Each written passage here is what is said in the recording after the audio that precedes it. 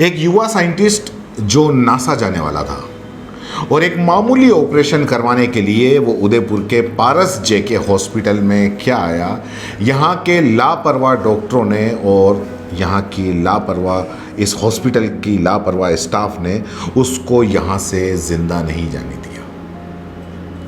वादे और दावे तो इस पारस जेके हॉस्पिटल के डॉक्टरों ने बड़े बड़े किए थे कि मामूली ऑपरेशन है, सुबह आओगे शाम को छुट्टी दे देंगे, लेकिन इंसानियत के ये दुश्मन बने बैठे इन लोगों ने उस 26 साल के युवा की जान ले ली।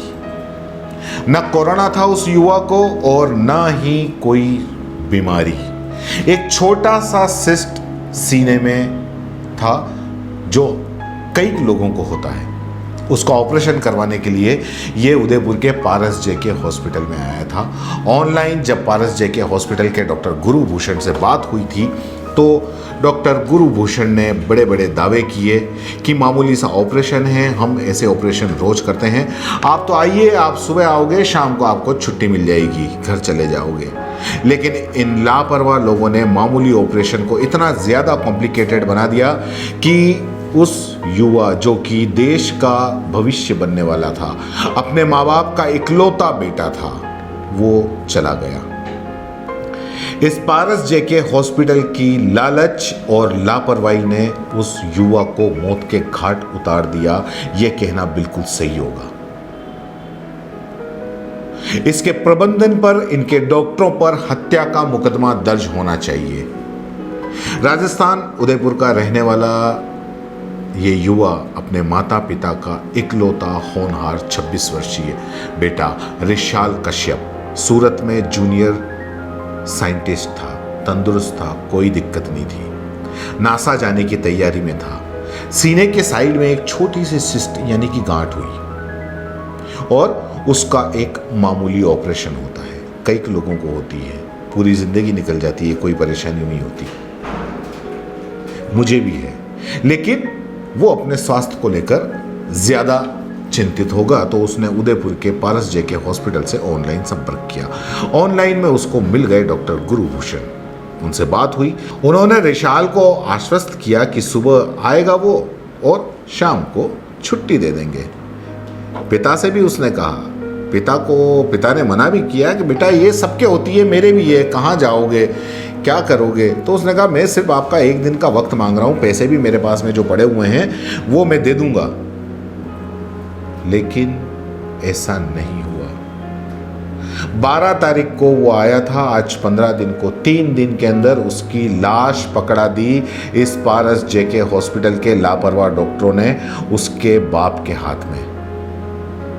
मौके पर जाकर हमारी सहयोगी जयश्री नागदा ने रिपोर्ट करी। वो पूरी घटना और रिपोर्ट की जानकारी दे रहे हैं, उससे पिता से भी बात करके और ये बता रहे हैं। इस वक्त हम बैठे हैं जेके पारस हॉस्पिटल में और यहाँ पर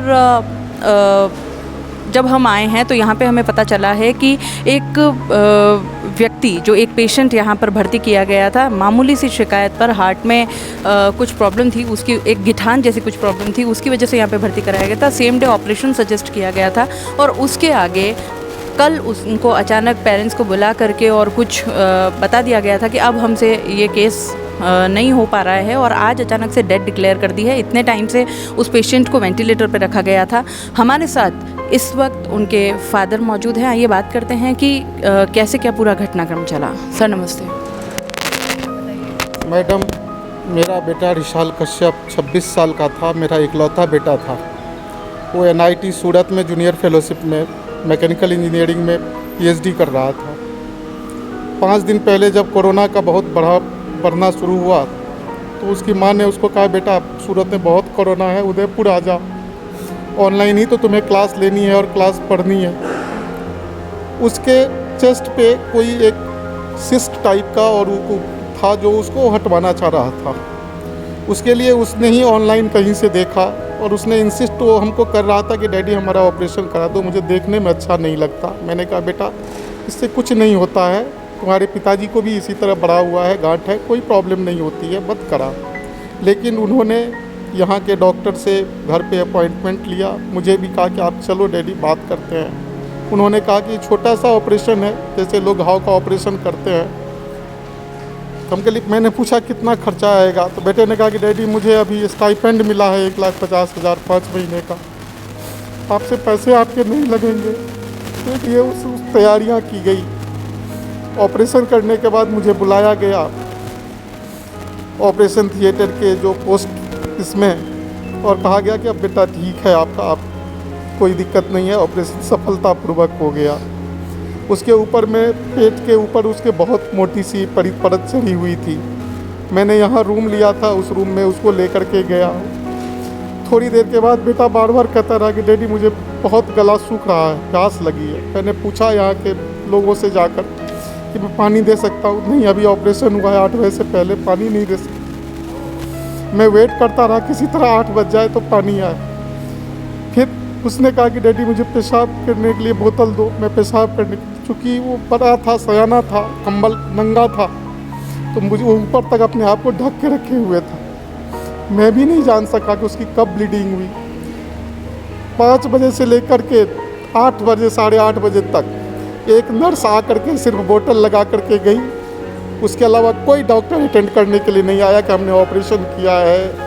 फिर उसने खुद किया। फिर नर्सेज को मैंने कॉल बेल दबा के छोड़ा। 15 मिनट के बाद वो लोग आए। कोई, मैं इसको छोड़ के भी नहीं जा सकता था। फिर देखा कि उसके मुंह से सांस ले रहा है। मैंने तुरंत कहा कि मैडम देखिए इसके क्या हो रहा है, इसको ऑपरेशन करा क्या है इसको। मुझे पता नहीं, क्योंकि बहुत ऊपर से उसने रुई डाल करके लपेटा रखा था।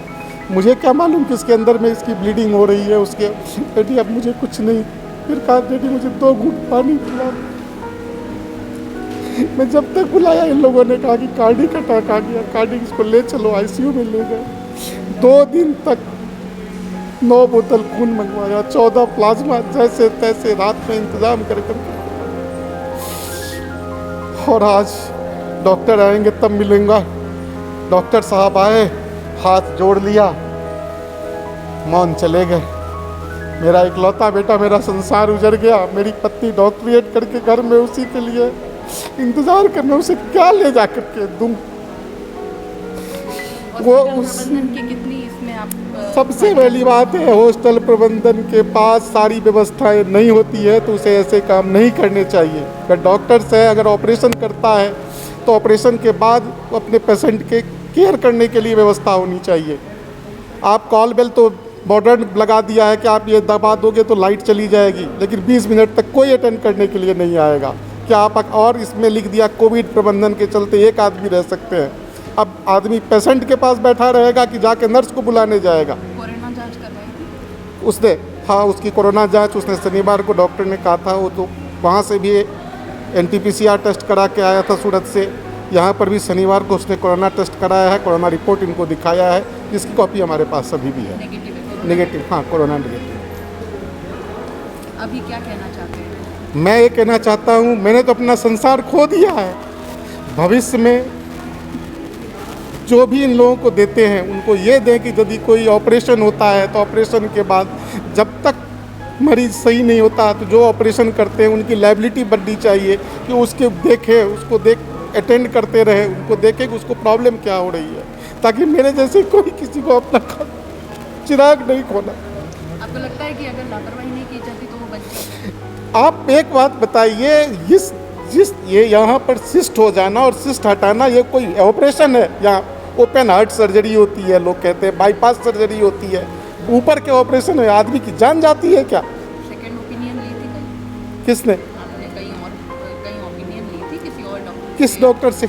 अब जब यहाँ हो गया उसके बाद डॉक्टर के बाद मैं गया था मिलने के लिए भार्गव साहब से, कपिल भार्गव साहब से। उन्होंने कहा कि जो हो रहा है अभी इस स्थिति में आप हटा नहीं सकते हैं, क्योंकि वेंटिलेटर से आप हटाएंगे वो नीचे तक भी नहीं आ पाएगा। यहाँ पे कौन से डॉक्टर को दिखाया था? यहाँ पे जिन्होंने सर्जरी किया था उनका नाम डॉक्टर, क्या नाम, गुरु से आगे कुछ है? वो तो बेटे ने ही उनसे चैटिंग वो करता था मैसेज पर कि सर ये क्या है, इसमें क्या लगता, तो नहीं बहुत छोटी सी चीज़ है, आए दिन हम लोग करते हैं। आपको तो मैं सुबह बुलाऊंगा, शाम में ऑपरेशन करके कल दूसरे दिन एक पैड लगा दूंगा और आप घर आपको डिस्चार्ज कर दूंगा। गुरु भूषण जी। लेकिन यहाँ मुझे लग गया तब इसके मैनेजमेंट का कि जब मैं पैसे जमा करने गया, कितना लगेगा ऑपरेशन में, 42,000 रुपये जब मैं जमा कराया तो वो कहते हैं कि देखिए डेली आप अकाउंट्स में आकर के पूछ लीजिएगा और डेली का बिल जमा करा दीजिएगा। कितना करा चुके हैं?